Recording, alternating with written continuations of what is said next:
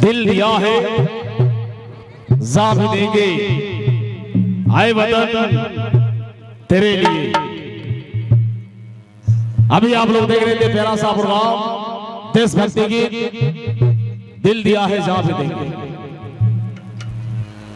राष्ट्रीय गीत तिरंगे झंडे का प्रोग्राम इसी तिरंगे के लिए, इसी तिरंगे के लिए कितनी मां ने अपने बेटा खो दिए, इसी तिरंगा के लिए कितनी बहन ने अपना भाई खो दिए, और इसी तिरंगा के लिए कितनी अबलाओं ने अपना सिंदूर को मिटा दिए।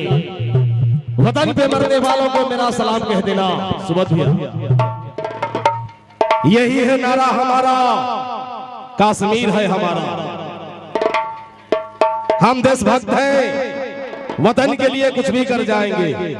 तुम दूध मांगोगे तो हम खीर देंगे, तुम दूध मांगोगे तो हम खीर देंगे, अगर कश्मीर मांगोगे तो छाती चीर देंगे। देशभक्त हैं हम, होश में रहिए। तो भाई ये प्यारा प्रोग्राम चल रहा है दिग्गज पारा म्यूजिकल ग्रुप का, ये रंगारंग प्रोग्राम है। और सुनो जी, मैं कुछ कहना चाहता हूं मेरे भाई, मेरे आदरणीय गार्जियन, मेरे दोस्त साथी उपस्थित हैं, यहाँ ये महफिल सजी है।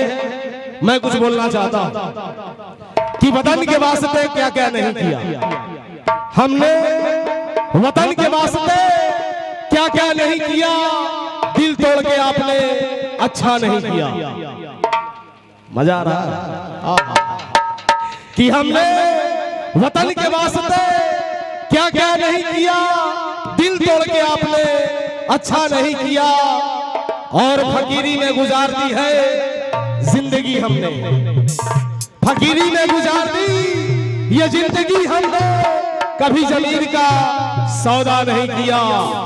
और दीप जलाकर दिए जमाने को रोशनी, ये दीप जलाकर दिए जमाने को रोशनी, कभी जुगनू पकड़कर उजाला नहीं किया, उजाला नहीं किया।